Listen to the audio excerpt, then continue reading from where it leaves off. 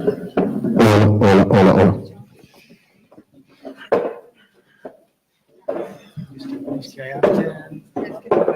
Es que al lado de William. Ah, bueno.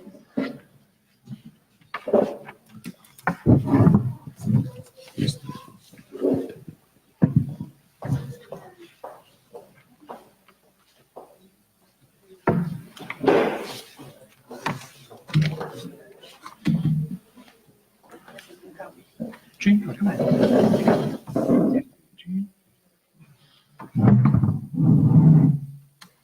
¿Listo?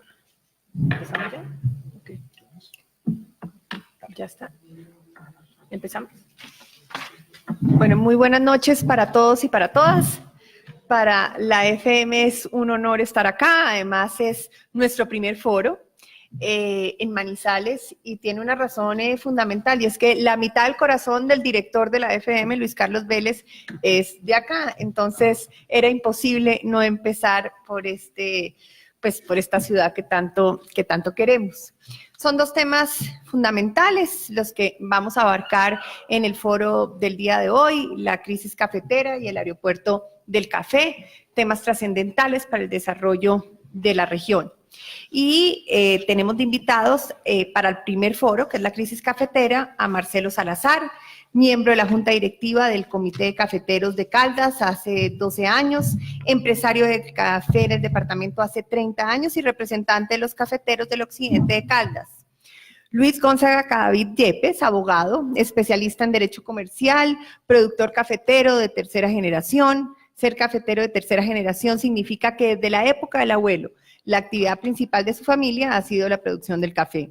Como cafetero del occidente de Caldas, ha llevado la representación gremial ante el Comité de Cafeteros de Belalcázar, la Cooperativa de Caficultores de Anserma y el Comité Departamental de Cafeteros de Caldas. Actualmente es integrante del Comité Ejecutivo Nacional de Dignidad Agropecuaria Colombiana y representante nacional de Dignidad Cafetera Colombiana.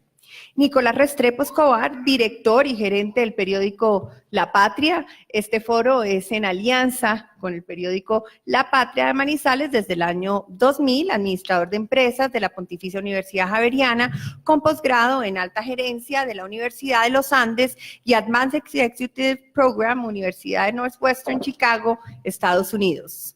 Y nuestro moderador, que es parte de la mesa de la FM, William Calderón, 35 años de ejercicio profesional en radio y televisión, profesor universitario, ha obtenido los premios de periodismo Rey de España y Ortega y Gasset. Y actualmente, como les conté, es panelista de la FM y director de Unisabana Medios. Muy buenas noches y que este foro sea muy importante para la región. Bueno, muchas gracias, doctora Cristina. Muy buenas noches a todos. Bienvenidos a este evento. Muchas gracias para los invitados, a los panelistas que van a estar aquí acompañándonos en esta conversación. Bueno, yo también tengo medio corazón caldense, además de Luis Carlos, nuestro director.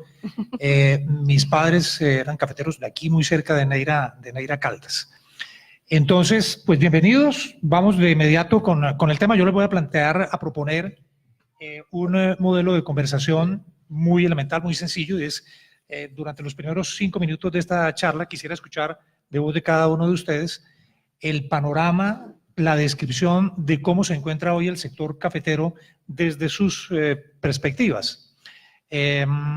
Luego nos vamos a tomar unos 20-25 minutos en discutir sobre las posibles soluciones para salir de esa crisis. Y al final hacemos unas pequeñas conclusiones de esa conversación. Entonces, si les parece, comenzamos con el doctor Marcelo Salazar, de la Junta Directiva del Comité de Cafeteros de Caldas.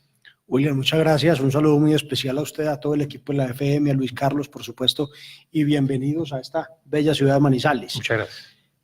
Por supuesto, hoy la caficultura colombiana no es ajena a la crisis mundial del café.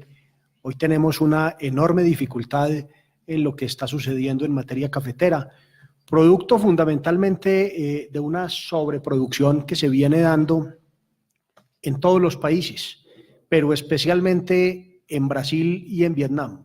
Brasil y Vietnam, digamos, como para ponerlo en contexto, producen cerca de 100 millones de sacos que están abasteciendo el mercado de manera tal que dejan una tranquilidad permanente en la gran industria mundial, en los Estados Unidos, en Europa y en el Asia, y eso está poniendo realmente, William, a que pues los países como Colombia, como los países centroamericanos, como algunos países africanos, pues tengamos una seria dificultad hoy.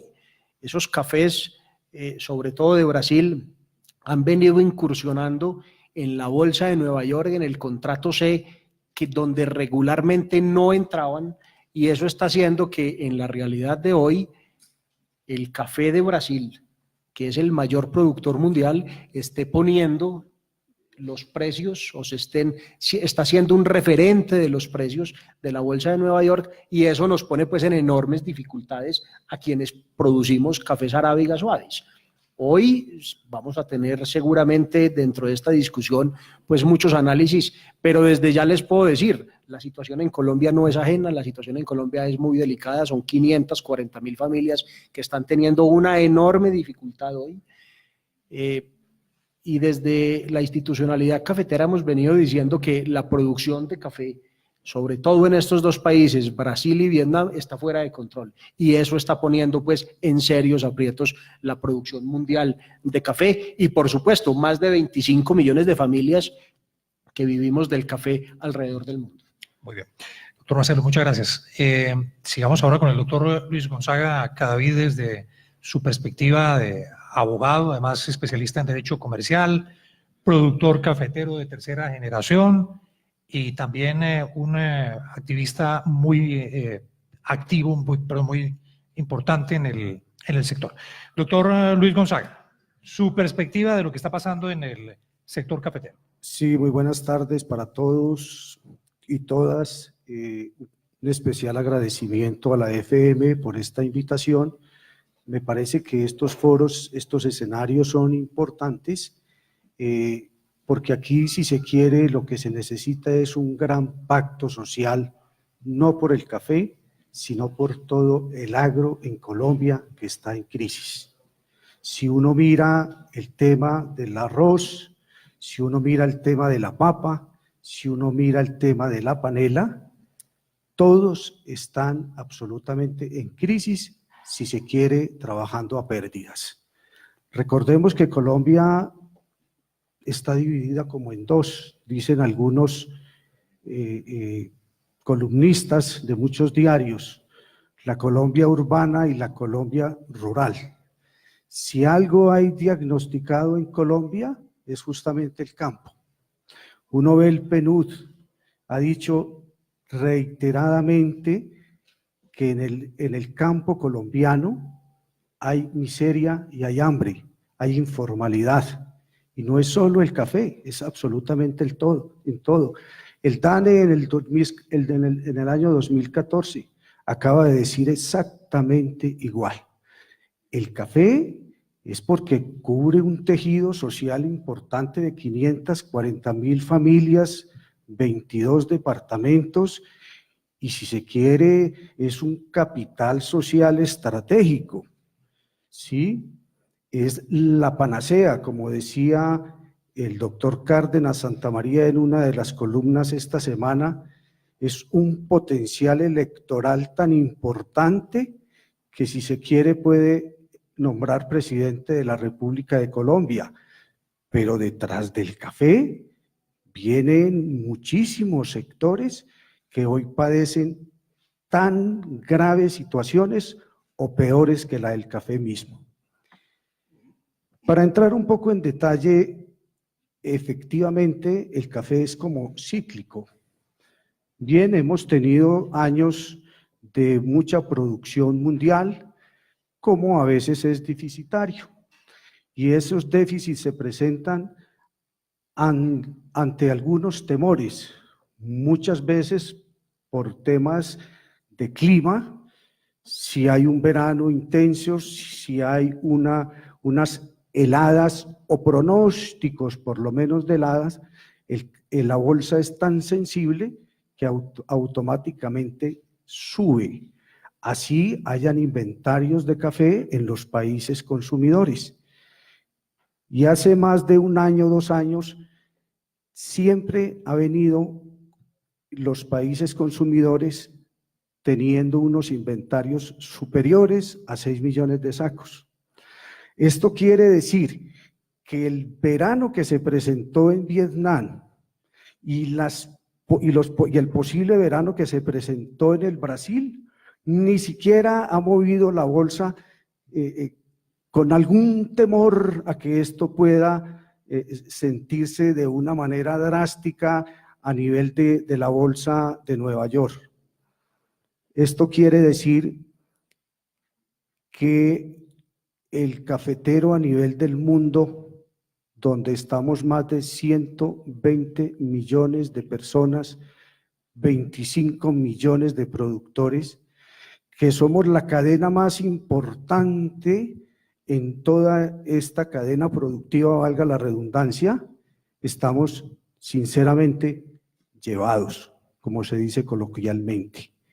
¿Y en qué parte de la cadena están entonces las multinacionales que hoy venden el café alrededor del mundo y que ese precio al consumidor no ha bajado? Si alguien ha ido en los últimos días por algún país europeo o por Norteamérica, ¿cuánto le cuesta un café americano? ¿Cuánto le cuesta un café de Juan Valdés? ¿Cuánto le vale un café de Kenia que produce arábigos suaves también como el nuestro? No ha bajado al consumidor final. Entonces, ¿dónde está el dinero de toda esta cadena? Bien, doctor. Entonces, la pregunta es, ¿en qué eslabón estamos los cafeteros del mundo y qué soluciones hay a la crisis? Que lo dejamos entonces para un escenario posterior, ¿no? Perfecto, sí. Desarrollamos posteriormente posibles salidas, posibles soluciones al tema de la crisis. Muchas gracias, doctor Cadavid. Cierro con el director del diario La Patria, el doctor Nicolás Restrepo Escobar. La perspectiva de un periodista del medio de comunicación impreso pues, más importante de la región, ¿qué es lo que está pasando con el sector cafetero? Si pudiéramos pintarle a los colombianos la crisis que afrontan hoy estas cerca de 600.000 familias que viven del grano, ¿cómo se puede resumir? Gracias, William. Me uno al saludo de Marcelo y del doctor Luis Carlos, a Luis Carlos, a Cristina, a toda la gente que los acompaña en este foro. Pues la verdad sí, la crisis surge como bien lo dijo Marcelo, de una superproducción de café. Hay más café que se está produciendo en el mundo de lo que se está consumiendo. Hay un exceso de no sé cuántos, 8 millones de sacos creo, calculan para este año, que lleva 2 años y que ya se está volviendo estructural. No es un problema de que es que esto dentro de 1 año va a pasar, porque es que resulta que los cafeteros brasileros, que son los máximos productores de café, han aprendido a cultivar café por fuera de los trópicos donde se producen las heladas. Entonces es muy poco probable que ellos vayan a sufrir unas consecuencias tan devastadoras con una helada como la tenían hace 10 años o como la tuvieron hace 20 años, que generaron las bonanzas en Colombia.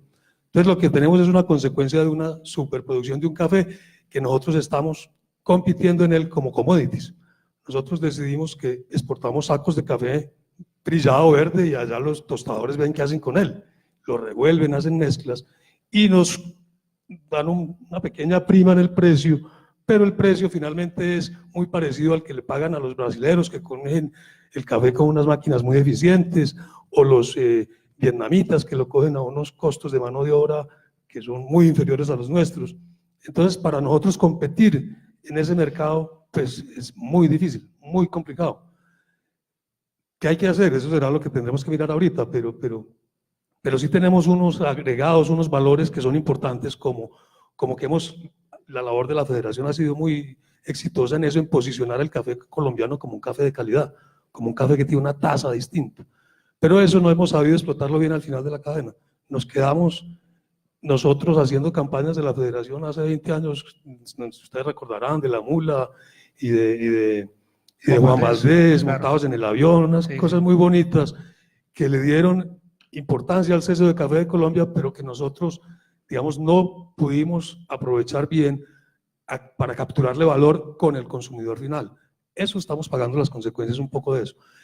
¿Cuál es el futuro? Muy difícil, muy complicado porque esto yo no lo veo coyuntural, esto se está volviendo muy estructural.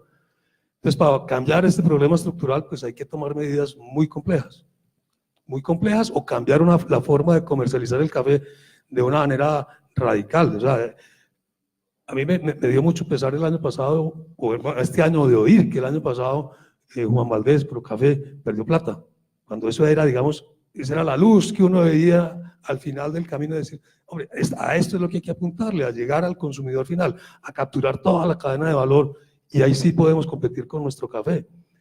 Pero yo no sé por qué perdieron plata, entre pronto ahorita Marcelo nos cuenta, pero lo que necesitamos es eso. O uno cuando ve que en Brasil, por ejemplo, le apuntan al consumo interno con campañas muy agresivas y se consumen un porcentaje muy alto, creo que el 30% de lo que producen se lo consumen allá, y aquí escasamente el 10%, y de cafés que importamos además. Eso es increíble. Nosotros, parte del café que nos consumimos aquí, el que compramos en un supermercado de las marcas pues tradicionales, eso es café importado en muy buena parte, porque nos acostumbraron a tomar café malo. Las campañas que hacemos aquí no incentivan eso, no incentivan que aprendamos a tomar buen café. Tomamos cafés importados.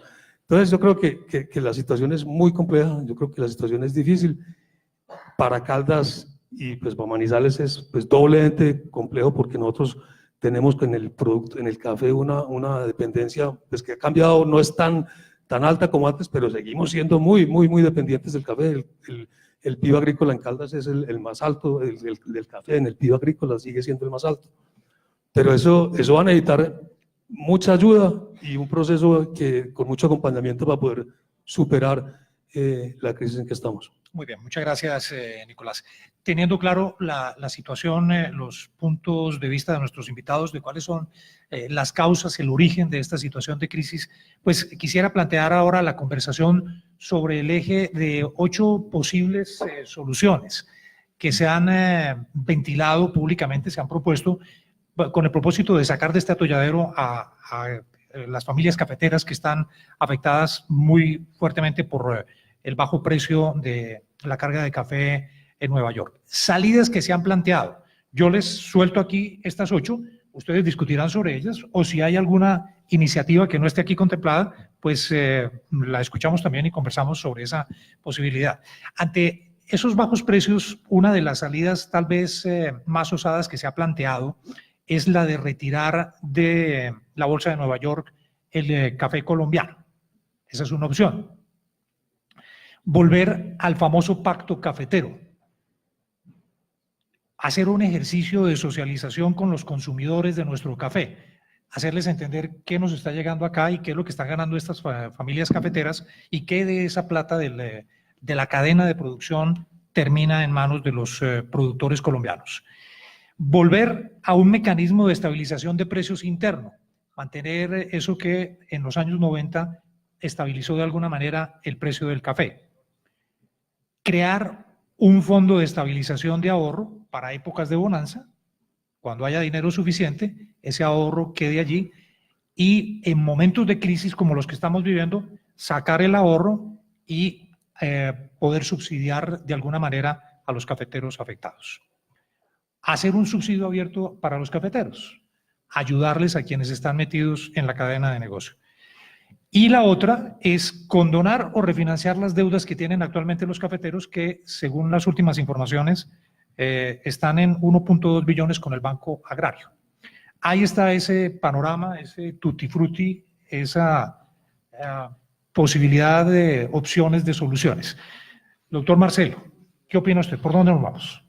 A ver, William, yo creo que esas 8 alternativas que usted plantea son de la mayor importancia. No me cabe la menor duda. Yo quiero escoger inicialmente una que me parece bien importante. Todas son muy importantes, pero quiero resaltar una que es la del consumo de café. Colombia, lo acaba de decir Nicolás, lleva muchos años tomándose escasamente 1.5 millones de sacos. Algunos más optimistas hablan de 1.8 millones de sacos. cuando uno va a cualquier restaurante en el exterior o a cualquier hotel en el exterior, a usted siempre le ofrecen café, nunca le dan alternativas. Aquí lo primero que hacemos es darle alternativa a la gente. ¿Se toma un café o se toma un chocolate? Yo creo que el país, y esto tiene que ser una política establecida, no solamente desde la Federación de Cafeteros, en compañía del gobierno nacional, sino también de la industria que comercializa café en el país y que transforma esa materia prima en café, unas veces de buena calidad y otras veces de mala calidad. Aquí tenemos que tener un programa de aumento del consumo que a 5 años nos pueda llevar fácilmente a que el país esté consumiendo 2,5 millones de sacos, 3 millones de sacos. Tenemos el potencial suficiente.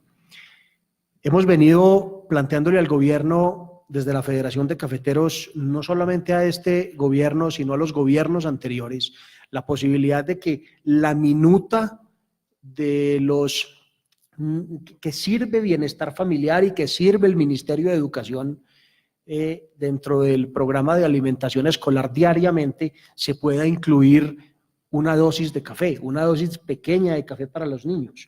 Eso no ha sido posible, y no ha sido posible pues porque de alguna manera los médicos han planteado de que es adictivo, de que le puede producir, digamos, ciertas adicciones a los niños. Nosotros estamos convencidos de que debemos trabajar en el consumo, William, y hay que hacer un esfuerzo muy grande, pero hay que incluir a la industria. La gran industria de Colombia tiene que estar metida en el programa. Mire, tuvimos hasta hace 2 años un programa muy importante liderado por la Federación, que era el programa de Toma Café. Desafortunadamente se terminó ese programa por falta de recursos, porque la industria en su momento no quiso invertir más recursos en el programa de consumo.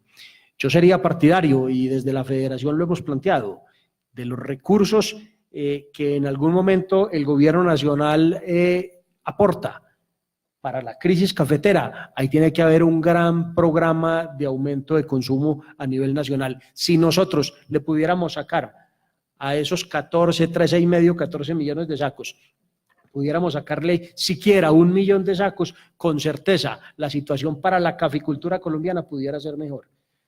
De manera que quisiera en ese tema del consumo abrir la conversación y mirar qué se pudiera hacer y qué plantean mis amigos aquí.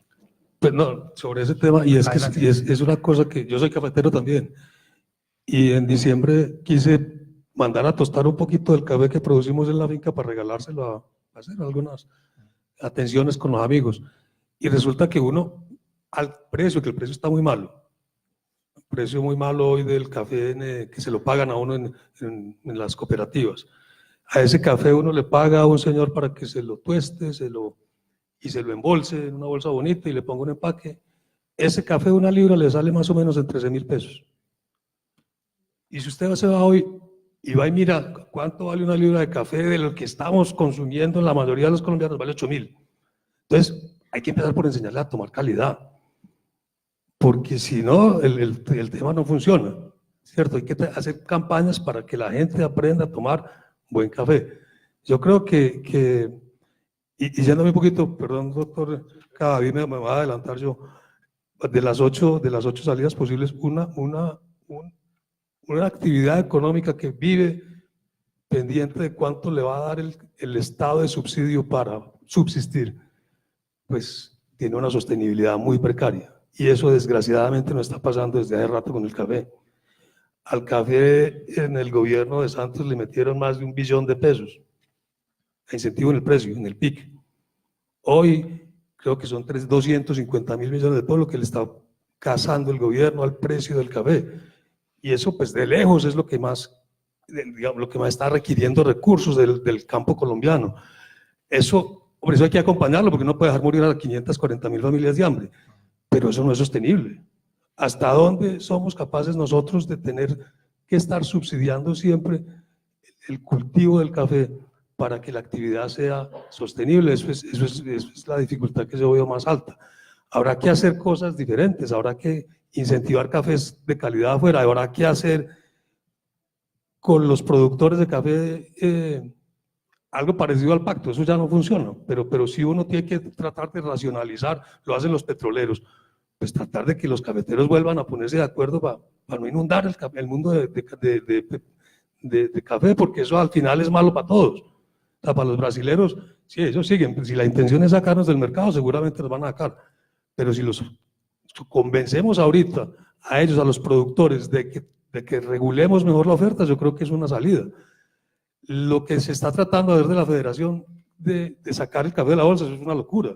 Eso, luego, yo no entiendo esa.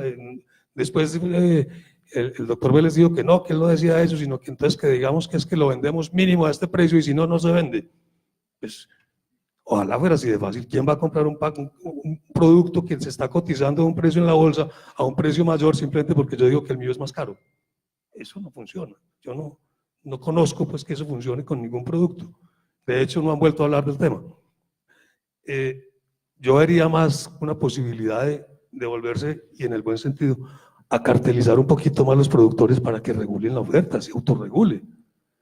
Esto juntar a son 4 o 5 muy grandes que si uno no es capaz de unificarlos, de tener criterios de no saturar el mercado, al final el precio reacciona y les va mejor a todos.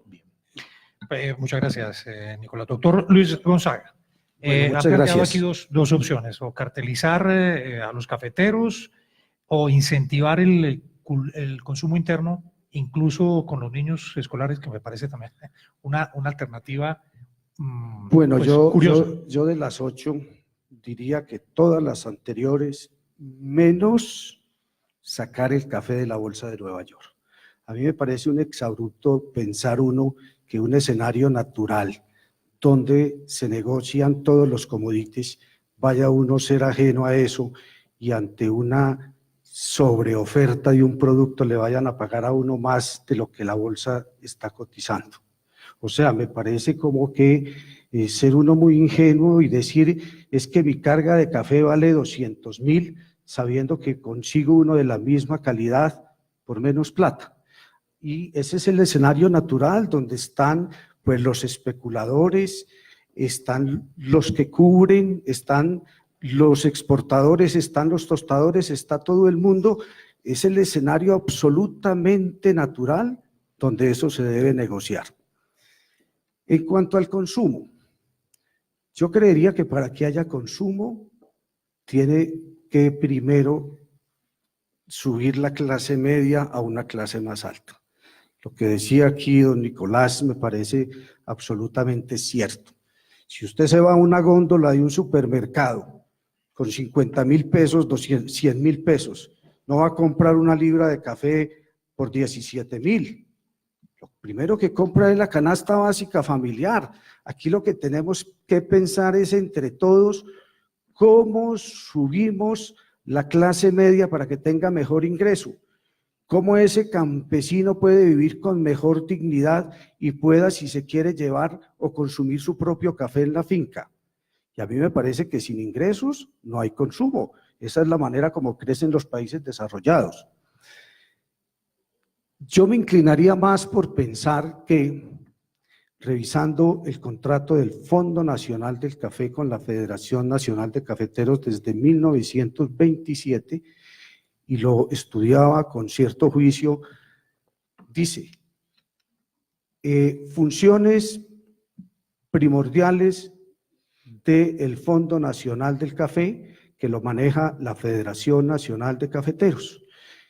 Dice, por allá en uno de los parágrafos, dice, hacer coberturas cambiarias a fin de proteger y maximizar el ingreso del productor.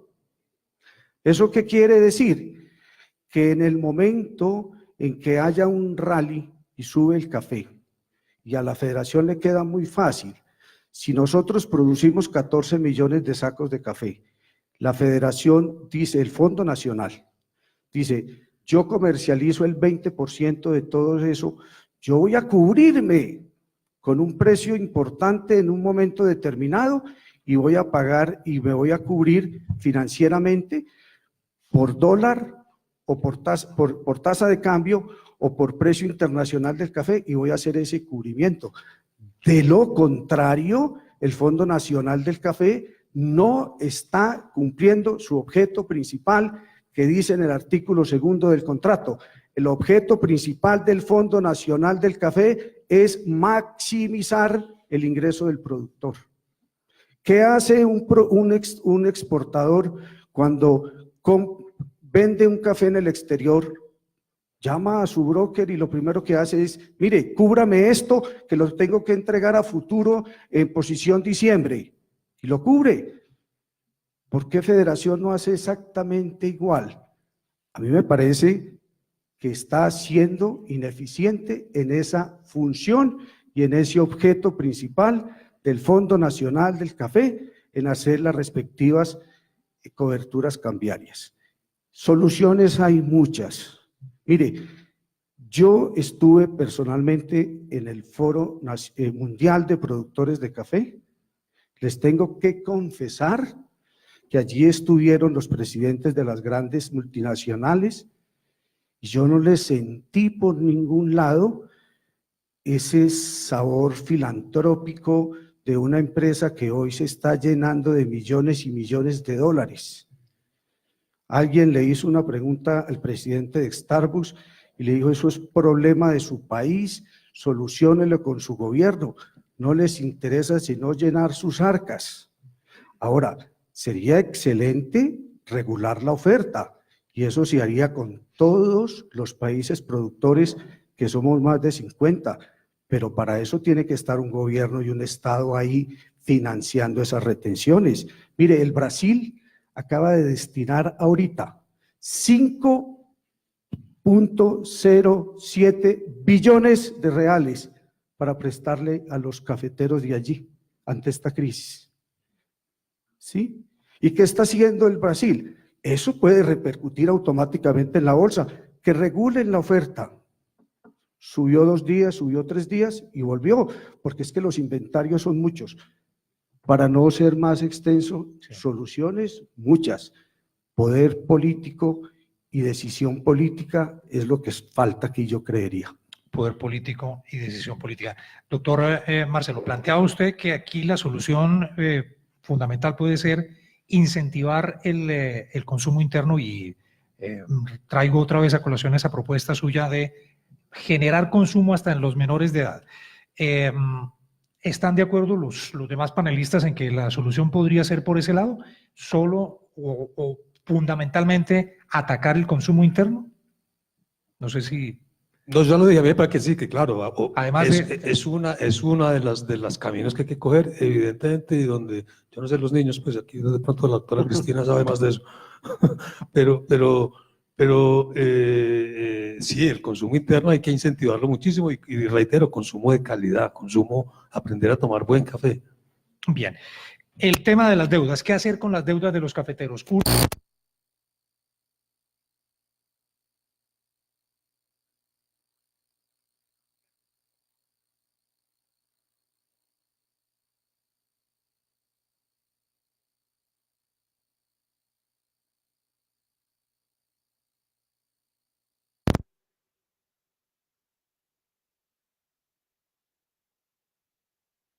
Café, que hoy es la vivienda. Hoy los cafeteros tienen acceso no solamente al Banco Agrario, sino que tienen, digamos, todo su paquete financiero con otras entidades que están presentes pues en todas las zonas cafeteras. Pero hablemos del 1.2 billones de pesos. Hay que entender que no es que el 1.2 billones de pesos hoy estén vencidos. Seguramente lo que se está planteando y el alivio que planteó el gobierno nacional es a aquellas deudas que estén a punto de vencerse en los próximos 60 días, pues que el caficultor se pueda hacer presente en las oficinas del Banco Agrario y les abren, digamos, un compás de espera para que les corren, digamos, como decimos coloquialmente, la escalera, que el pago que debía hacer este año, pues lo haga el año siguiente. Por supuesto, habrá que atenderlas. No hemos sido amigos directos desde la institucionalidad cafetera, no hemos planteado la condonación de deudas. Creemos que la condonación de deudas no es sano para un sector de la economía, que por el contrario lo que hay que abrir es un espacio para que la persona se pueda financiar, el agricultor se pueda financiar y fruto de los ingresos futuros pues pueda hacer el pago. De manera que en ese tema de las deudas, pues habrá que esperar este compás que va a plantear el Banco Agrario. Ahora bien, el Banco Agrario, el Estado sí debe tener unos créditos de fomento a unas tasas de fomento que le permitan al cafetero pagar en los momentos de la cosecha, que le permitan al caficultor tener unas tasas bajas de fomento como lo tienen otros países cafeteros, el caso de Brasil, por ejemplo, con un producto que tienen ellos muy interesante que se llama la cédula de producto rural. Eso no es más que un producto financiero que les permite pagar al momento de las cosechas a unas tasas realmente de fomento. Yo creo que al país le está haciendo falta tener una tasa de fomento no solo para el sector cafetero, sino por supuesto para el sector agrario. Nos quedan solo un par de minuticos ya para concluir. No sé si Nicolás quiere aportar a este tema de la No, deuda para decir cafetera. simplemente que los cafeteros tradicionalmente durante toda la historia han sido muy buenas pagas. Si usted mira la cartera vencida siempre es muy bajita, siempre pagan bien. O sea que, y estoy de acuerdo con Marcelo, condonar es una pésima política porque eso es crear una cultura que no le hace bien al futuro de la actividad. Pero sí, y en momentos como este, pues, ¿quién no diría que le mejoren las condiciones de los créditos a los cafeteros? Pues ideal, sería muy bueno. Muy bien, muchas gracias. Si usted me Doctor Luis José. permite, yo Muy redondeo brevemente, porque muy ya nos brevemente. queda muy poquito Mire, tiempo. Dignidad Cafetera Colombiana o Dignidad Agropecuaria Colombiana, en una audiencia pública la semana pasada en el Congreso de la República con las comisiones quintas, presentó una propuesta para el Plan Nacional de Desarrollo y es básicamente introducir unos artículos donde el presupuesto para el agro en Colombia, como para aminorar esa brecha entre las dos Colombias, la rural y la urbana, que no sea inferior al 4% de todo el presupuesto. Si hay un presupuesto, digamos, que se pueda irrigar a todo el agro en Colombia, hay créditos de fomento, hay créditos que se puedan subsidiar. ¿Qué está pasando hoy con los TLC, por ejemplo, de todos los productos que entran al país, inclusive con dumping? ¿Sí? Un exportador en Estados Unidos puede mandar aquí baratísimo el maíz, pero sabe que tiene subsidios de tasa, sabe que el gobierno, además de darle bienes públicos, le asegura una tasa de interés bajita y es más, le condona. Es que condonar no es pecado, el pecado es cuando la gente no es productiva, pero allí condonan para que produzcan comida. Bien. Y en Estados Unidos producir alimento es una condición de seguridad nacional. Doctor Gonzaga, muchísimas gracias. Voy a resumir brevemente lo que ha sido esta conversación. Las causas de la crisis, una superproducción, sobreproducción. En Brasil y Vietnam tienen los precios del grano contra el piso, posibles soluciones, además de estas 8 que planteábamos en la conversación, incentivar el consumo interno, consumo de calidad, que nos lleve en 5 años a ser consumidores de unos 3 millones de sacos internamente, incluir una dosis de café para los escolares. No es sano condonar las deudas, propone uno de los panelistas, y también enseñar a tomar café de calidad. No es sostenible subsidiar, y también la propuesta de cartelizar a los productores. Doctor Marcelo Salazar, doctor Luis Gonzaga Cadavid, doctor Nicolás Restrepo, muchas gracias por habernos acompañado. Viene el siguiente panel que va a versar sobre el aeropuerto del café. Muchas gracias por habernos acompañado. Gracias a ustedes. Muchas gracias, Julián.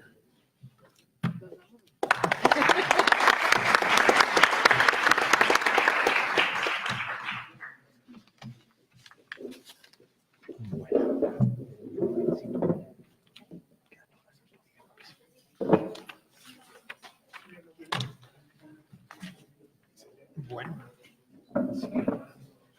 me llevo mi regalito.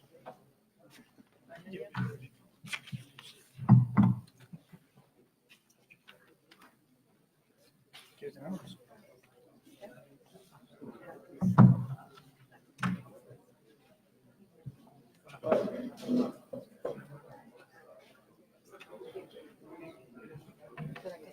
¿Cómo estás?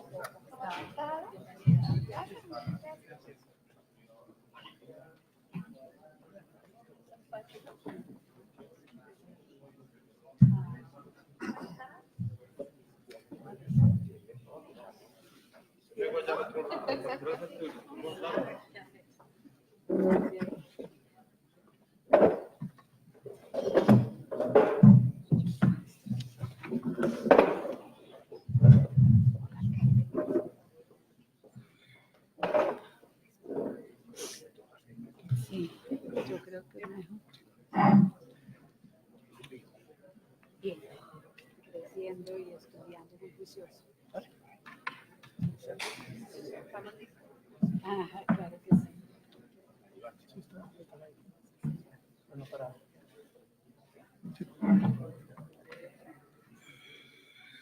Bueno, y seguimos. Creo que este está cerrado.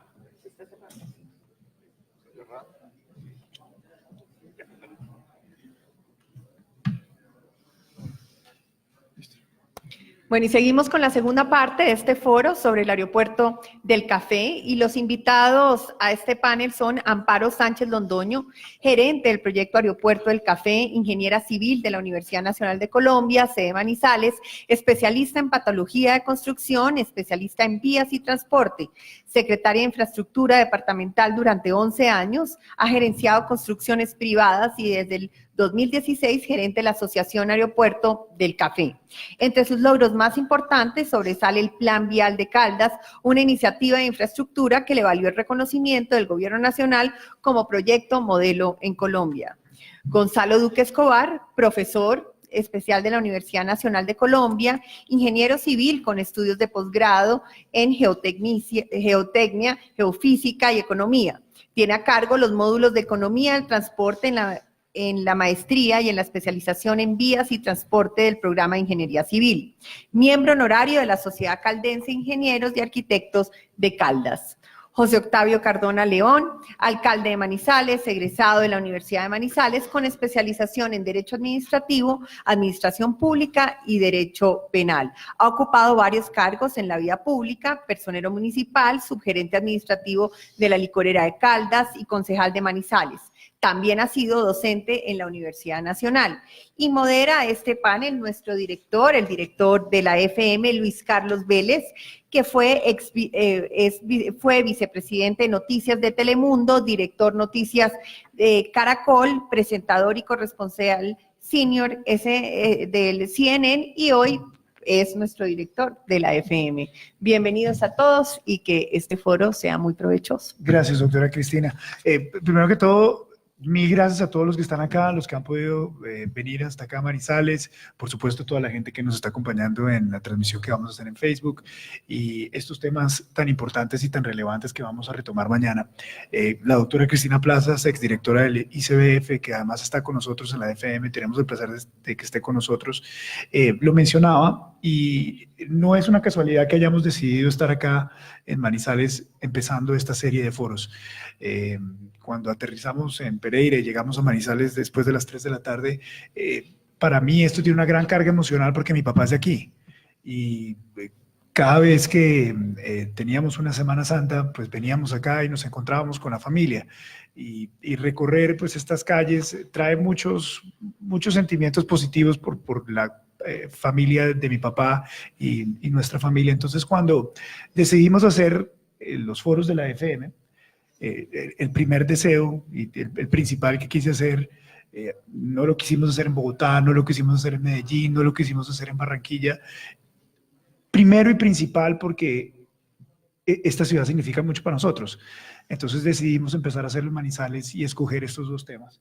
Quería poner eso de frente porque me siento en mi casa estando en Manizales y estando en estas calles y ver esta ciudad realmente me trae mucho sentimiento, mucha felicidad. Quiero agradecerle principalmente al alcalde. Él tiene una reunión mañana temprano en Bogotá, una plenaria sobre unos temas determinantes. El alcalde iba a ir a esa reunión y finalmente atrasó su viaje para poder acompañarnos. Así que, alcalde, muchas gracias por darnos algunos minutos a este auditorio, al auditorio virtual que nos está acompañando y poder discutir estos temas que son tan importantes para su ciudad y para nuestra ciudad, porque los que nos consideramos manizalitas de corazón, pues por supuesto, esta es nuestra ciudad. Muchas gracias, alcalde. Y también, pues, por supuesto, a Amparo Sánchez Londoño, que esté con nosotros para discutir este tema tan importante, que es el tema del aeropuerto del Café, y por supuesto a Gonzalo Duque Escobar, profesor de la Universidad Nacional, para discutir este tema. Lo primero que tengo que decir es que es muy difícil llegar a Manizales. La odisea de Manizales para nosotros empezó a las 10 de la mañana. Llegamos al aeropuerto a las 11 de la mañana, hicimos el check-in, se demoró 1 hora, dentro del avión otra hora, salimos a la 1 de la tarde, llegamos a Pereira a la 1:30 y mientras con sumas y restas estamos a las 3 de la tarde. Por cuestiones familiares yo tengo que desplazarme mucho fuera del país y me demoré más viniendo a Manizales que yendo a mi casa los fines de semana fuera del país. O sea, eso realmente hace que esta ciudad pierda mucho en términos competitivos y la pone y la aleja innecesariamente no solamente de Colombia, sino del resto de nuestra nación. Cuando aterrizamos en Pereira, lo primero que alcancé a ver en la ventana del avión fue un avión de American. American Airlines tiene un vuelo prácticamente diario a la ciudad de Miami. La conectividad, a pesar del aeropuerto de Pereira, que es un aeropuerto de tercera categoría para lo que hay en Colombia y probablemente de quinta categoría para lo que hay en América Latina, tiene una conectividad respetable. Pero llegar a Manizales es supremamente difícil. Y eso repercute en una gran serie de eventos. Primero, obviamente, el comercio lo afecta radicalmente. Pero segundo, y tal vez lo más importante, es que aleja el pensamiento de la ciudad. Porque hace muy difícil que las personas, que además quisimos invitar a este foro, se trasladaran hasta Manizales. Porque significa una odisea de prácticamente un día para llegar y un día para salir. Así usted tenga un evento de una reunión de media hora, es un día llegando y un día saliendo. No hay más, la matemática es muy sencilla. Y con el agravante de que probablemente va a perder su posibilidad de retorno. O sea que una reunión de 1 hora se puede convertir en 3 días, desafortunadamente. Entonces por eso elegimos este tema tan importante. Quisiera darle la palabra a los tres para que tuvieran la oportunidad de hacer una apertura, una conversación por lo menos de 5 minutos cada uno para que expresen qué creen que es lo más importante o la traba más importante, o la razón por la cual nosotros no tenemos aquí en Manizales, los que somos de esta ciudad, la posibilidad de conectarnos no solamente con Colombia, sino con el resto del mundo. Y quisiera, por supuesto, empezar con el alcalde para que nos diga qué piensa sobre el aeropuerto del Café. Luis Carlos, muchas gracias por la invitación. Me da mucho gusto saludar a todos los que nos acompañan en la mesa, a los asistentes. ¿Qué tengo que decir? El aeropuerto del Café es un sueño de ciudad que data del año de 1985, pero que en la práctica es desde 1977 que se visualiza la posibilidad de construirlo. Estamos hablando de 42 años pensando en la posibilidad de resolver una situación de movilidad para Manizales. Usted tiene toda la razón. Salir de Manizales significa un día completo yendo y uno completo viniendo. Con algo más grave, es muy normal que cuando uno tiene en Bogotá reuniones a primera hora de la mañana, viaja en el último vuelo por Pereira. Porque en Manizales, desde las 4 de la tarde, ya no tenemos movilidad por vía aérea. Ese ya es un problema. Pero el otro problema es que cuando uno acaba tarde en Bogotá, o llega por Pereira o duerme en Bogotá, porque a Manizales no se llega. Ese es un tema que es claro. Un segundo tema, inentendible, injustificable, inexplicable, que en Manizales se aborten en promedio cada año más de 400 vuelos. En el año 2015 fueron 477. En una ciudad que tiene en promedio 6 vuelos diarios. Eso es igual a decir que tuvimos el aeropuerto cerrado 80 días seguidos. La pregunta suya fue concreta. ¿Cuál es la razón? La razón es simple. Cuando se toma la decisión de hacer el aeropuerto, y hasta una inversión al día de hoy cercana a 205.000 millones de pesos, pues se toma una decisión que es, hagámoslo dentro de este sistema constructivo de terraplenes, es decir, de hacer una serie de intervenciones sobre la meseta ubicada en la montaña para bajarla y a su vez hacer unos llenos que se llaman drenes, que se llaman terraplenes. Pues después de la inversión se encontró que ese no era el sistema recomendable, pero en su momento fue lo que dijeron los técnicos. ¿Qué pasó? Que se empiezan a hacer obras y en el 2011 frenan en seco porque dicen esto no va para ninguna parte. Y digamos que eso de alguna manera tiene sentido en ese momento. Lo que no tiene sentido es que el gobierno se gastó 6 años preguntando quién era el responsable. Ese es un problema de la Procuraduría, de la Contraloría, de la Fiscalía. El problema del gobierno es hacer la obra, porque si nos quedamos buscando toda la vida quién es el responsable, de pronto no lo encontramos y nunca va a haber aeropuerto. Entonces, ¿por qué no tenemos aeropuerto? Porque seguimos buscando al responsable, pero no seguimos buscando la solución, que es en última lo que nos interesa. Señor Amparo Sánchez Londoño, gerente del proyecto del Aeropuerto del Café, primero quiero decirle que agradezco mucho que esté acá.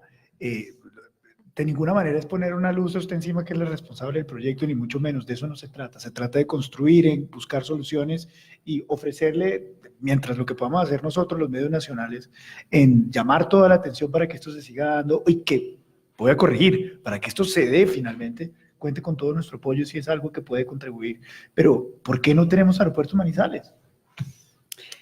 Bueno, buenas noches a ustedes, a la mesa de trabajo, a todos los presentes.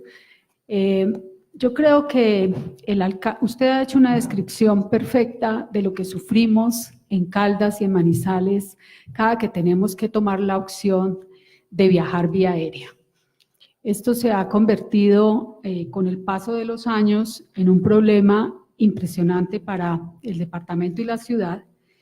Y tengo esta estadística para presentarle. Entre el año 2004 y 2009 se movían en el aeropuerto La Nubia de Manizales entre el 20.4 y el 21% de los pasajeros del eje cafetero. Y en Pereira se movía entre el 57 y el 60. Armenia, el Edén de Armenia movía otro 21% de todos los pasajeros del eje cafetero. A partir del año 2010 empieza un descenso de los pasajeros que utilizan la Nubia y entonces hoy estamos moviendo de 21% que movíamos el 9% del total del eje cafetero y Matecaña de Pereira ha subido al 70%. Pues es una simple resta lo que hay que hacer ahí para darse cuenta que el Matecaña aumenta lo que la Nubia deja de percibir en pasajeros y obviamente porque el aeropuerto La Nubia tiene muchísimos problemas de operación aérea, de obstáculos en la zona de aproximación, en la zona de transición horizontal, tiene problemas meteorológicos, tiene problemas además inclusive de que no cumple en los anchos permitidos por el RAD colombiano, tiene muchos problemas que hacen que las aerolíneas no vean el aeropuerto La Nubia como un aeropuerto donde ellos quieran aterrizar y quieran montar su negocio. ¿Qué tenemos que volver a hacer? ¿Qué quiere decir esto? Y estas estadísticas que he presentado, es que pasajeros en el eje cafetero sí hay, y hay pasajeros para todos.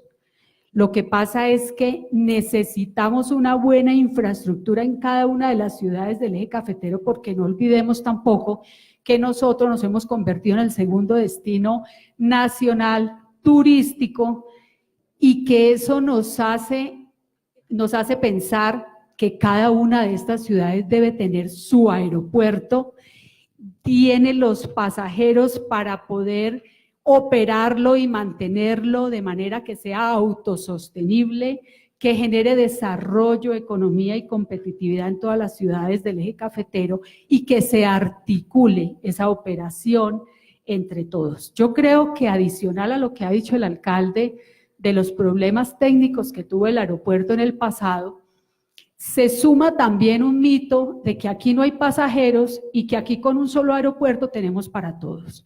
Y yo creo que ese mito hay que quitarlo de una vez porque pasajeros, de acuerdo al estudio de pronóstico hecho por la empresa consultora francesa CETEC, ha indicado que en el año 2030 nosotros, el eje cafetero, puede estar moviendo 4.500.000 pasajeros. Y esto da para que se distribuya en las 3 terminales aeroportuarias del Edén, de Pereira y de Manizales, sin que ninguna vaya a sufrir un detrimento en sus proyecciones de tráfico, especialmente el aeropuerto Matecaña, que ha sido concesionado en su operación y mantenimiento y que obviamente ellos tendrán que cuidar que ese pronóstico de tráfico no vaya a bajar para que no vaya a afectar el contrato de APP que tienen hoy firmado. Y ahora también están buscando en el Edén de Armenia hacer exactamente lo mismo, concesionarlo Y por lo tanto, yo creo que en ese aspecto debemos ser juiciosos y debe ser juiciosa la nación de distribuir ese tráfico que nosotros podemos tener en el eje cafetero, en las 3 terminales, como lo tiene Cartagena, Barranquilla y Santa Marta. ¿Para qué? Que son 3 terminales que están a hora y media cada una de la otra, pero eso no quiere decir que no haya pasajeros para las 3 ciudades. Lo mismo nos pasa al eje cafetero. Nosotros tenemos pasajeros para todos y ese mito de pensar que aquí el eje cafetero con un solo aeropuerto tiene, yo creo que hay que quitarlo de encima. Profesor, usted tiene. Sí. Discúlpeme, profesor Duque Escobar, su opinión. Bueno, a ver, hace muchos años tuve un encuentro con la HJ Ross. Querían charlar conmigo algo del aeropuerto. Yo estaba en algo de ferrovías, pero querían entrar el tema de Aerocafé. Les hice una pregunta. Bueno, pues yo quiero que me aclaren ustedes cómo hacemos con 5 aeropuertos en un radio de 80 kilómetros. Y me dicen, aquí no hay aeropuertos, hay aeródromos, incluido el de Pereira. Si yo me voy en un aeropuerto pequeño, el costo por pasajero es muy alto. Si me voy en un aeropuerto mediano, hay economías. Y si me voy con un gran aeropuerto, ya la cosa es otra. Mire esto, estábamos hablando del café. El café en Colombia es el 0,8% del PIB. ¿Cómo le parece que la soya en Brasil es el 13%? El café es el 8,8%. Bueno, en Colombia el cultivo es el 0,8%. El turismo es el 4% del PIB. En Costa Rica es el 10% del PIB y el 10% de la generación de empleo. Hace varios años, creo que fue en el 2010, algo así, por escrito la Asociación Colombiana de Aviadores Civiles sentencia: un jumbo, estoy hablando de un aeropuerto grande, los jumbos no llegan a La Nubia, ¿no? Ni a Pereira, un jumbo desde Palestina puede salir con 112.000 pasajeros. Ese mismo jumbo desde Medellín puede levantar con 74.000 pasajeros. Libras, perdón. 112.000 libras, 74.000 y 83.000 libras desde El Dorado. La gran conclusión es que desde el aeropuerto del Café podemos tener economías del 49% en carga con relación a Medellín. Desde el aeropuerto del Café podemos tener economías del 36% comparado con lo que se puede levantar desde Bogotá. Ahora usted dice, ¿y por qué desde Medellín 74.000 libras y desde Bogotá 83.000, siendo Bogotá más alto? El aire es más seco. Las centrales hidroeléctricas están en Antioquia, donde llueve mucho, el oriente antioqueño. Así de sencillo. Por lo tanto, la vocación natural del aeropuerto del Café, la vocación natural es un aeropuerto de carga pesada, no de flores, porque de Bogotá pueden salir. De Medellín también pueden salir flores, de carga pesada para 112.000 libras y de pasajeros en la forma low cost. Entonces, ahora viene, ¿por qué no pensamos que para el eje cafetero, la opción para el turismo, para el paisaje cultural cafetero, pasa por un aeropuerto en la tercera fase, que es con pista larga para jumbos, porque los jumbos son para poder llegar a Europa, para poder llegar a Asia, al Cono Sur y a Canadá y el occidente de Estados Unidos, porque ahí está el turismo. Con el aeropuerto de Pereira no habrá turismo, porque podríamos tener máximo llegando a Miami, llegando a México donde hay café y a Lima donde hay café. El turismo, por lo tanto, la reconversión productiva, el turismo que tiene una generación de empleo, no genera el 0,8 como el cultivo del café, sino que podría generar el 10% en empleo y en café. El turismo pasa para el aerocafé. La pregunta es, ¿por qué no hemos regionalizado el aeropuerto? ¿Por qué seguimos pensando que es el aeropuerto de Manizales y no el eje cafetero? Cuando las opciones del Quindío y de Risaralda pasan por el turismo y a eso le están apostando. Esa es la visión que yo tengo de ese aeropuerto. Luis Carlos, yo llevo viniendo,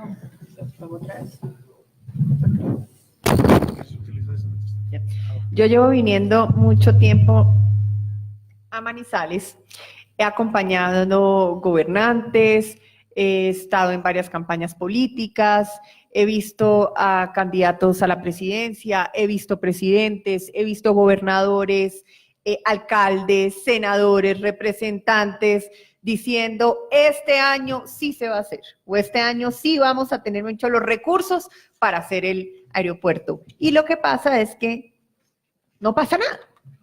Y muchas veces uno oye a muchos de estos candidatos diciendo, es un tema obligatorio. Si uno va a Manizales y no habla del aeropuerto de Manizales, mejor dicho, pierdo la elección. Y se volvió ya como un discurso vacío, de promesas y promesas, pero que finalmente cuando llegan priorizan muchos temas antes que el aeropuerto. La pregunta es, ¿qué les falta a esos políticos? O sea, ¿voluntad política o simplemente se han dado cuenta que esto es simplemente un sueño que no se puede realizar o que son demasiados los recursos y que ninguno puede de verdad comprometerse porque son necesidades, que hay más necesidades que esto? ¿Qué pasa, alcalde? Usted que hace parte pues de los gobernantes, ¿qué les falta a los gobernantes para poder actuar y poder llevar a cabo esa promesa que hacen año tras año? En el caso de los alcaldes y los gobernadores les falta conocer de presupuesto para entender que ni el municipio ni el departamento pueden tener endeudamientos que lleguen a la orden de 441.000 millones de pesos, que es lo que nos falta hoy para terminar la primera fase de 1.460 metros. ¿Y por qué no podemos? Simplemente porque el Ministerio de Hacienda no nos viabiliza el crédito, ya acabé. Luego eso significa que sin el respaldo de la nación es imposible hacerlo. ¿Dónde está el problema de la nación? Que usualmente, y tendré que decirlo con nombres propios, se asumen compromisos cuando ya es más difícil, y voy a hablar de lo que está pasando hoy. Nunca habíamos estado tan cerca de tener la primera fase como hoy. ¿Saben dónde está el problema? Que el compromiso se asumió en el último año de gobierno de los alcaldes, que es justamente donde por ley tenemos restricciones para hacer endeudamientos con vigencias futuras. Pero lo segundo, que es todavía más impresionante, es que por fecha estamos exactamente a unos 50 días de entrar en ley de garantías. Si antes del 27 de junio no tenemos firmado el convenio interadministrativo con la aeronáutica, con la ANI, el Ministerio de Transporte, para efectos de iniciar, ya no fue en este gobierno de estos alcaldes y estos gobernadores, y le queda la tarea a los próximos alcaldes y gobernadores. ¿Sabe cuál es el otro problema, doctora? Que este país está mal concebido en las elecciones. Los próximos alcaldes y gobernadores, nosotros estamos acabando de conocer el gobierno que llegó, y los próximos alcaldes y gobernadores van a empezar a conocer un gobierno que ya está. Por eso la elección de alcaldes y gobernadores debe aparejarse con la de presidente, para que se conozcan en 6 u 8 meses y tengan 30 y tantos meses de trabajo conjunto. Hoy el problema es que los que, digamos, cuando yo llegué, el gobierno ya estaba en la mitad del periodo, estaba por salir, no le interesaba. Y ahora que yo puedo y tengo interés, y el gobierno dice que sí, yo ya estoy saliendo. Entonces ahora hay que empezar de cero con el próximo alcalde y con el próximo gobernador. Entonces habría que resolver ese tema. ¿Yo qué pienso? La semana pasada estuvo en la ciudad el director de la Aeronáutica Civil, y tengo que reconocer que estuvo con el delegado del Ministerio de Transporte, con la delegada de la ANI, y que uno les ve toda la voluntad. Pero entonces llegan y nos dicen a nosotros el 18 de enero, al gobernador y al alcalde: bueno, gobernador y alcalde, nosotros estamos listos para concurrir con 330.000 millones de pesos. Ustedes como nación, como entidades territoriales, necesitan 110.000 millones. Bueno, perfecto. ¿En qué está el gobernador? ¿Qué hizo la alcaldía de Manizales en su momento? En la modificación del POT le dimos un uso del suelo diferente al aeropuerto, dándole una vocación de tal suerte que si el aeropuerto se vendiera, pueda construirse allí un conjunto de habitaciones, unos desarrollos habitacionales, lo que hace de facto que un lote que hoy vale 40.000 millones pase a valer perfectamente 120, 130.000 millones, lo que apalanca perfectamente el aeropuerto. Pero nos toca conseguirnos dos cosas: 110.000 millones con autorización de crédito, con cargo a regalías en el caso del departamento antes del 27 de junio, y en el caso de la alcaldía con cargo al crédito por Infimanizales. Pero el problema es que tenemos el tiempo encima, ahí tenemos el gran problema. Entonces nos dijeron que sí, cuando ya empezaba a ser muy tarde, y ellos sí estuvieron aquí, y no lo podemos negar, y la voluntad es toda, lo que yo no sé si el tiempo nos va a dar. Ese es el gran problema que tenemos hoy. Entonces yo lo que siento es que lo que no se puede es dejar enfriar la llama de la voluntad que tiene el gobierno nacional, y si no es con nosotros, hay que dejar todo listo para que los próximos que lleguen, porque una cosa sí es clara: hoy el aeropuerto del Café, y en eso coincido totalmente con Gonzalo, hoy el aeropuerto del Café, como aeropuerto regional no es un capricho ni del actual alcalde, ni del actual gobernador, ni de los que se fueron, y estoy seguro que no va a ser de los que lleguen. Ese es un sueño colectivo de la región. Aquí todo el mundo quiere que haya aeropuerto y la razón es una. Aquí nos hemos preguntado mucho cuánto vale ser el aeropuerto, pero nadie ha sido capaz de decir cuánto vale no hacerlo. ¿Cuánto pierde la ciudad por no tenerlo? ¿Cuántos eventos? Manizales tiene la cosa más simpática del mundo. Hace unos 13 o 14 años hicieron el gran centro de convenciones Teatro Los Fundadores. Al día de hoy no ha hecho la primera convención. ¿Saben por qué? Porque no hay cómo traer a los convencionistas, porque es un problema. A mí me parece muy simpático lo que pasa en la feria de Manizales. Cada que hay feria de Manizales, y usted necesita un artista que se va a presentar mañana, pregunten qué hotel de Pereira está durmiendo, porque les da miedo comprar tiquetes para llegar a Manizales, porque posiblemente no se presentan. Y aquí hay un caso que es bien simpático, y lo referencio solo para dejarlo ahí como anécdota. El año pasado, en Semana Santa, Manizales fue el segundo destino turístico de Colombia, según Cotelco Nacional, después de San Andrés, sin aeropuerto. ¿Cómo sería con aeropuerto? ¿Qué se tiene que hacer a nivel nacional para poder adelantar los aeropuertos, ya sea el local, porque entiendo que aquí ustedes dos tienen dos visiones diferentes, ¿no? ¿Usted considera que es muy importante también hacer el aeropuerto de Manizales, empujar el aeropuerto de Manizales más allá de que haya un aeropuerto regional? Lo que pasa es que el aeropuerto del Café tiene la gran posibilidad, que no tienen los otros, de ampliarse a 3.800 metros. El aeropuerto Matecaña está en 2.400 metros y de ahí no se puede ampliar porque está incrustado en la ciudad de Pereira y no es posible ampliar la pista. Y el aeropuerto, la eficiencia y el manejo de la operación del aeropuerto depende de la capacidad que tenga la pista y las calles de rodaje y las plataformas. Entonces, indudablemente, Pereira llega un momento en que no va a ser capaz de atender más de 4 millones de pasajeros, así de sencillo. Y tenemos una proyección de pasajeros al año 2047 que el eje cafetero va a estar moviendo entre 8 millones y 11 millones de pasajeros. En el año 2030 vamos a estar moviendo 5 millones de pasajeros, como les decía ahora. Entonces, hay que empezar por algo porque nosotros hemos luchado muchísimo por tener el aeropuerto del Café y en este momento tenemos la voluntad política de hacer la primera etapa. Tenemos que empezar, tenemos que volver a reiniciar la construcción en ese aeropuerto, lograr la confianza de la gente y arrancar, así sea con la etapa primera de 1.460 metros, que obviamente va a ser un muchísimo mejor aeropuerto que la Nubia porque las condiciones de operación meteorológicas, la aproximación ya no va a ser visual sino instrumental. Por la cabecera norte tenemos las condiciones excepcionales de las que hablaba el profesor Gonzalo, de que está libre de obstáculos tanto en la aproximación como en la transición horizontal, y eso lo que hace es precisamente que los aviones que despeguen de Aerocafé tengan la eficiencia, despeguen con el 100% de la carga de los pasajeros. Entonces, no es que yo no quiera el aeropuerto de 3.800, obvio que quiero el aeropuerto de 3.800, pero no podemos desperdiciar la oportunidad que se nos da hoy en día de tener esa primera etapa, porque a mí no me cabe la menor duda, de acuerdo a todos los estudios que tenemos, a todas las proyecciones, que construida la primera etapa, las otras dos etapas de 2.600 y 3.800 se van a dar simplemente por necesidad de atender una demanda latente en el eje cafetero y que solamente el aeropuerto del Café podrá lograr atender esa demanda. Entonces, en ese sentido creo que estoy de acuerdo con el profesor, con el alcalde, pero tenemos que volver a empezar. Y si nos ha sido tan difícil conseguir este cierre financiero de 441.000 millones de pesos para la etapa 1, imagínense cómo sería en este momento luchar por tener un aeropuerto de 3.800 que vale 1.800.000 millones de pesos. ¿Cómo le hacemos cierre financiero a eso con el gobierno y con la crisis fiscal que tiene el gobierno nacional? Lo que ha dicho el alcalde es cierto, la región no es capaz de hacerlo sola. Necesitamos el apoyo del gobierno nacional. Creo que el proyecto está en su mejor momento después de 7 años de paralizadas, ya llevamos 8 años con las obras paralizadas. Yo creo que está en su mejor momento. Hay voluntad política del presidente de la República, manifestado en el taller Construyendo País del pasado mes de enero de este año, donde le dio instrucciones precisas a la ministra de Transporte y la comprometió públicamente en que iba a aterrizar en Palestina en julio del año 2022.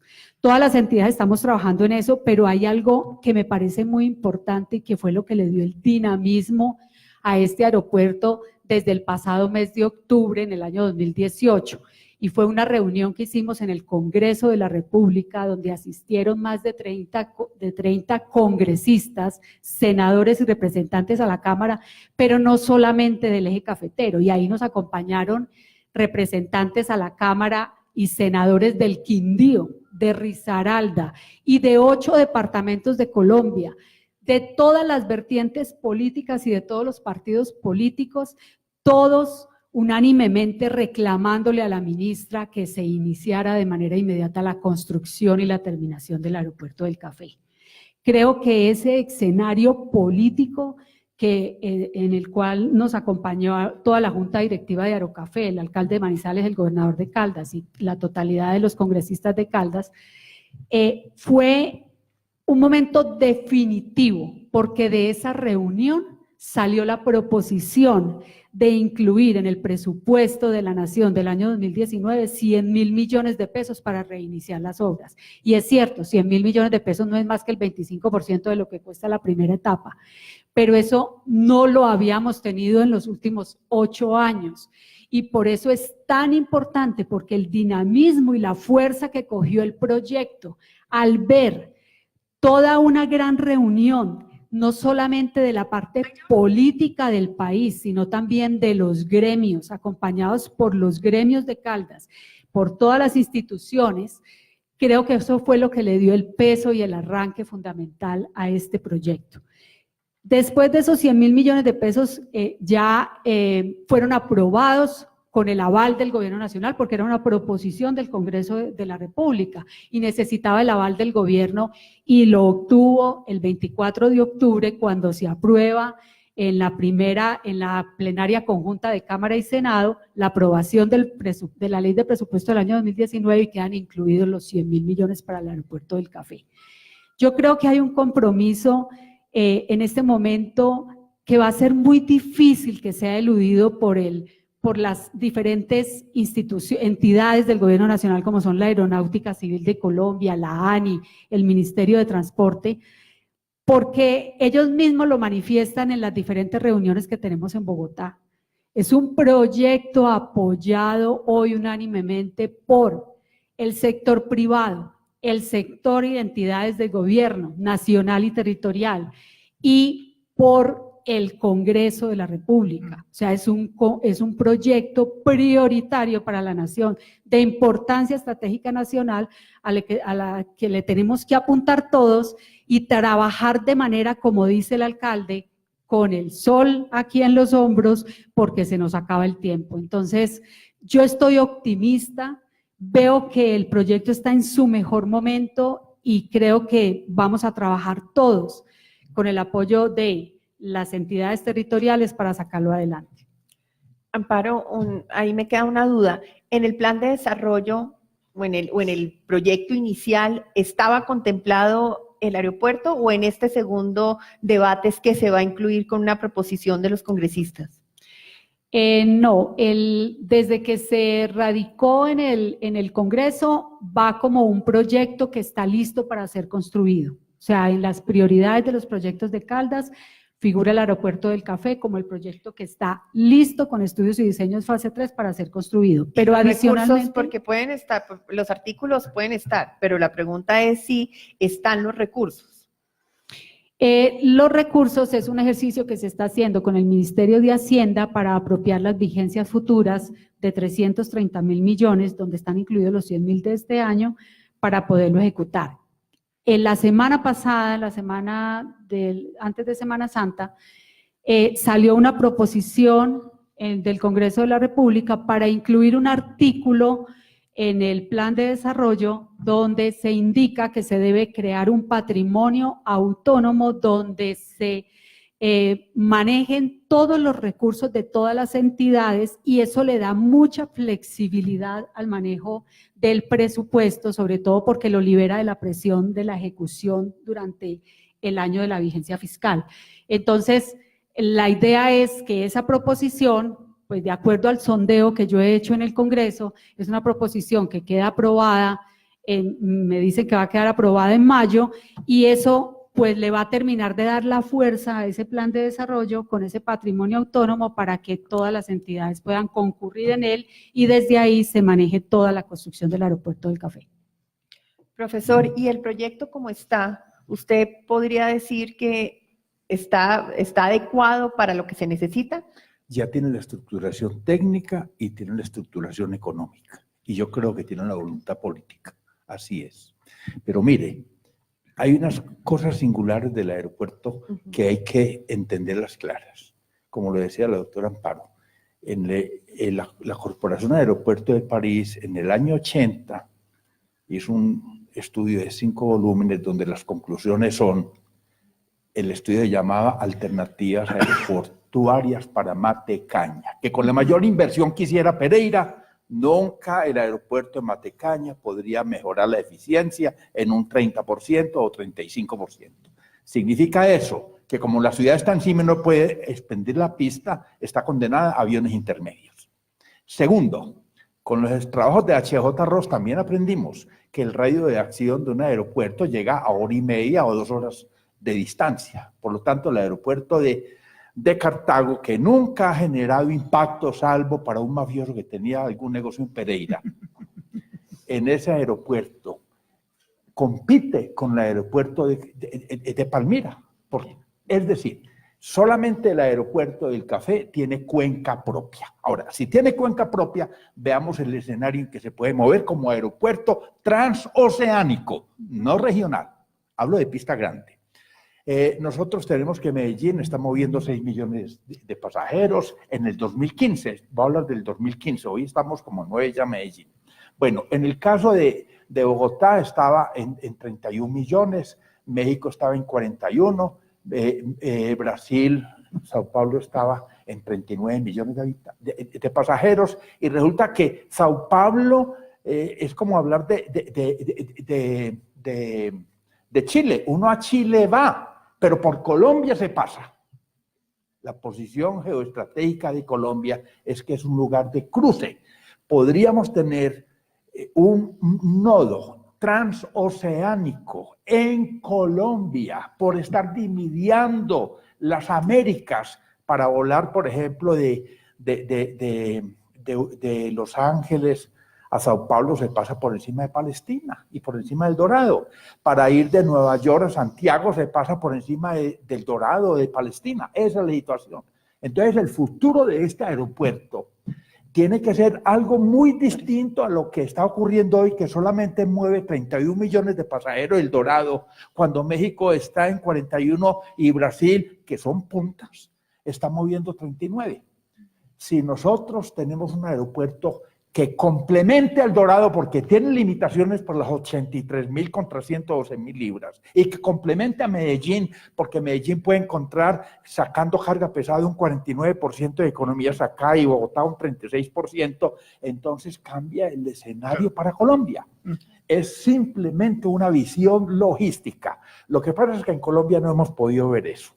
Aquí, por ejemplo, tienen más visión marítima Bolivia que Colombia. Uno ve el Pacífico y en el Pacífico usted podría tener 50.000 empleos con el pescado, pero ¿dónde están los sistemas de refrigeración? ¿Dónde están las plantas de tratamiento? ¿Dónde está la construcción de barcos para hacer ese tipo de cosas? ¿Por qué no ocurren esas cosas en Colombia? Porque no tenemos visión marítima. Por eso perdimos a San Andrés, por eso perdimos a Panamá, e igualmente estamos en la parte del aire. Y si nos vamos para el sistema de transporte de carreteras, hicimos muchas inversiones en el pasado gobierno con criterios electoreros. No tenemos navegando el Magdalena por razones que todos sabemos. Eso también es un peligro que corremos con la corrupción de que las cosas no funcionan en Colombia. Pero un contenedor que sale de Bogotá hacia Buenaventura vale $2.100, mientras que de Buenaventura al Asia vale $1.500. Si tuviéramos un sistema intermodal de carga con un tren que llegara a Buenaventura, sería otra cosa muy distinta. Lo que pasa es que no tenemos una visión estructural del territorio, de las potencialidades, no tenemos ninguna visión sobre qué es la órbita geoestacionaria, de que el país tiene 2 mares, tampoco sabemos que el eje cafetero tiene una singularidad y es que es el centro de gravedad del 75% del PIB de Colombia. Si yo miro a Barranquilla, es el 15% del PIB en la costa, esa parte. Entonces, el centro de gravedad para operaciones aéreas es el eje cafetero y podríamos complementar a El Dorado y a Medellín, por lo tanto, tener un nodo transoceánico intermediando las Américas y haciendo un puente entre Europa y Asia. Estamos llegando al final de esta conversación, pero antes de terminar, yo quisiera hacer como una encuesta aquí, como en vivo. ¿Cuánta gente cree, usted dijo que más o menos en qué año estaba pensado, según lo que había presupuestado el... Julio de 2022. Julio de 2022. ¿Quién cree que para julio del 2022 realmente vamos a tener aeropuerto tal y como se está planeando? Levanta la mano. 1, 2, 3. Yo creo que eso es que el 15% de toda la población que hay aquí. 15% de toda la población que hay aquí.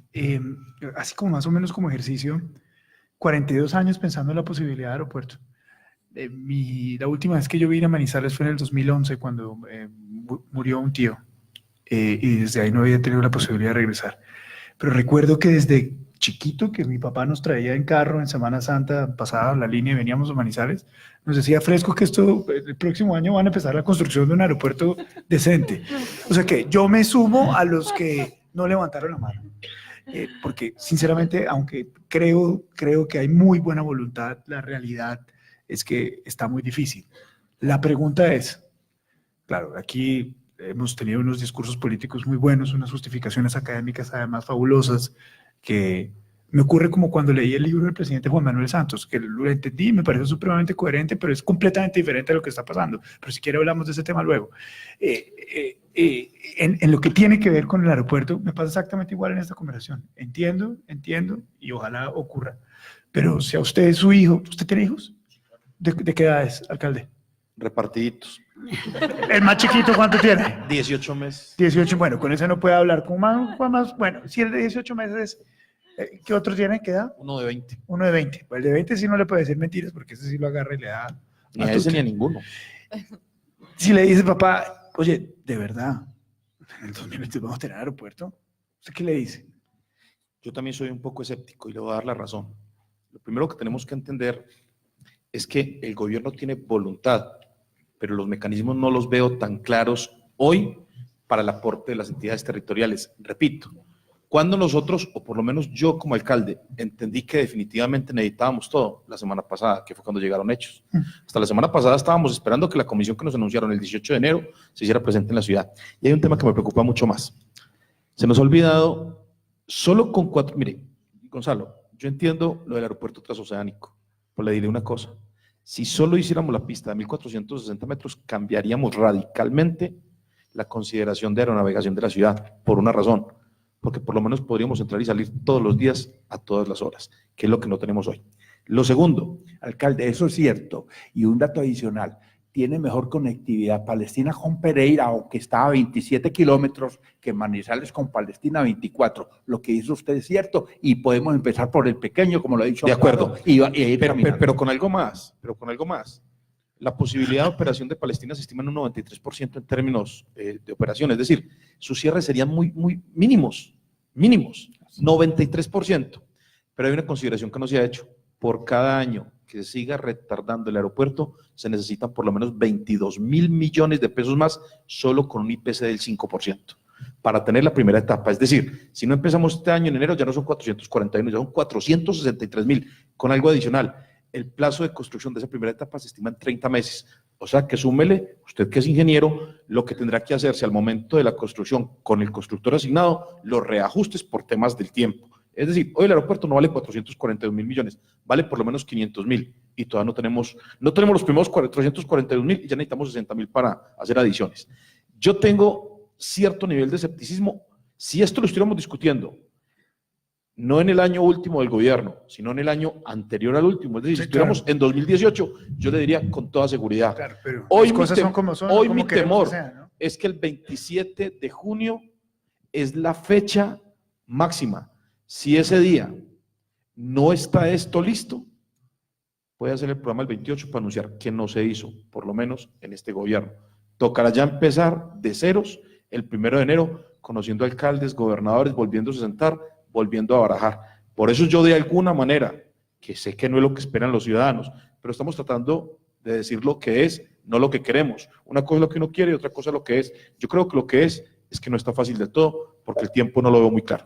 Alcalde, gracias. Doctor Amparo, si su hijo le dice, bueno, mamá, ¿de verdad tú te comes ese cuento o no? ¿Usted qué le dice? Yo veo a un gobierno nacional comprometido. Veo al gobernador de Caldas con mucho compromiso. Digamos que él es el que tiene que aportar la mayor parte de ese aporte regional y en este momento estamos buscando la figura jurídica a través de unas sentencias del Consejo de Estado de que en el último año de gobierno se pueden expedir vigencias futuras para proyectos de importancia estratégica del orden nacional. Entonces, nosotros tenemos un COMPES que declaró el proyecto Aeropuerto del Café de importancia nacional, de importancia estratégica nacional. Estamos mirando esa posibilidad de poder dar esas vigencias futuras de los años 2020, 21 y 22 por parte del gobierno regional de la gobernación de Caldas para hacerle el cierre financiero a la construcción del lado aire del proyecto como mínimo. Y estamos estructurando paralelamente la posibilidad de una APP para el lado tierra, es decir, para la terminal, parqueaderos con concesión a 26 años. Eso lo estamos haciendo con la ANI. Si es posible dar las vigencias futuras del gobierno regional, pues obviamente que necesitaremos la aprobación de la asamblea para esas vigencias futuras y ese será pues un camino que yo veo que el gobernador está muy dispuesto a hacerlo. Ahora, no sé los 15.000 millones que ha ofrecido la alcaldía de Manizales a través de Infimanizales, qué limitación tenga en este último año de gobierno para el tema del crédito. Le puedo decir lo que está pasando en la entidad territorial y el compromiso que hizo el gobernador con los funcionarios del gobierno nacional que vinieron la semana anterior a la Semana Santa para mirar la firma de ese convenio antes del 27 de junio, donde se van a establecer los roles, compromisos y responsabilidades de cada una de las entidades. Entonces, hoy, digamos que en el gobierno nacional están trabajando todos los abogados de las entidades, redactando los términos del convenio para que quede firmado, como dice el alcalde, antes de que empiece la ley de garantías y trabajando paralelamente en el tema de establecer si las entidades territoriales sí pueden expedir esas vigencias futuras por la importancia estratégica que tiene el proyecto.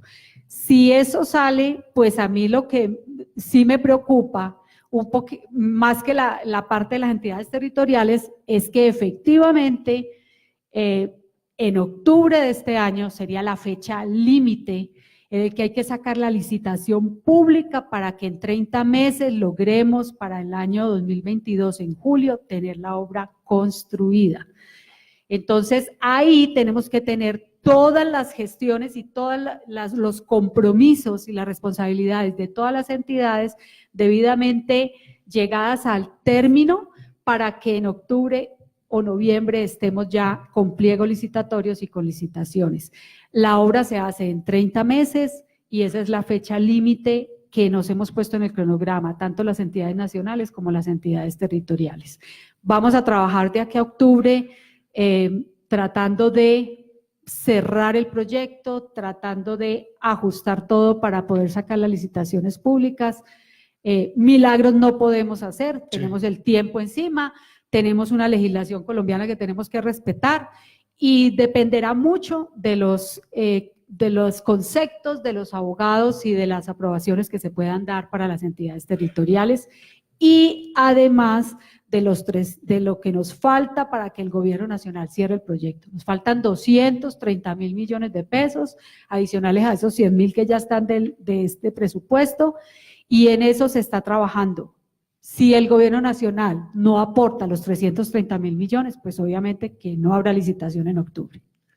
Esa respuesta me hizo acordar a un periodista deportivo que conozco muy bien, cuando explica que la selección Colombia va a clasificar si uno pierde, el otro empata, hay gol diferencia, uno se lesiona y el otro sale para adelante. Profesor, si usted, su hijo, le pregunta, ¿se va a dar esto o no se va a dar esto para el 2022? ¿Usted qué dice? Bueno, yo ya les he dicho a los hijos míos que posiblemente en 5 años estamos volando. Tengo la seguridad. Cuando llegó la doctora Amparo, lo dije en Palestina, ella sacó adelante el Plan Biel de Caldas. La mujer tiene la capacidad de administrar bien. Por supuesto que pueden existir dificultades, pero lo cierto es que la RAP del eje cafetero ya impone una necesidad. El crecimiento de la demanda, que lo señala la doctora Amparo, 5 millones dentro de pasajeros para el año 2030, impone una necesidad. La crisis cafetera, la necesidad de empleo y las opciones del turismo, como lo ha señalado nuestro señor alcalde, imponen esa necesidad. Las necesidades están por encima de muchas vicisitudes. Pues ojalá así sea. Profesor, muchísimas gracias por acompañarnos en este foro, primer foro de la FM. Doctor Amparo, muchísimas gracias por estar acá, darnos las explicaciones. Alcalde, muchísimas gracias por su tiempo, por haber demorado su viaje. Mucha suerte mañana en su reunión en el Congreso de la República. Al señor Marcelo Salazar, al señor Luis Gonzaga Cadavid, al señor Nicolás Restrepo Escobar, a todos ustedes que están acá, a los que nos están viendo a través de la transmisión de Facebook, a la Universidad de Caldas, a nuestros amigos de la Patria, por supuesto a todas las directivas de RCN Manizales, muchas gracias por acompañarnos y los dejo con la propaganda de escuchen todos los días la FM y si no lo encuentran en el dial, www.lafm.com.co. Gracias, que tengan buena noche. Gracias.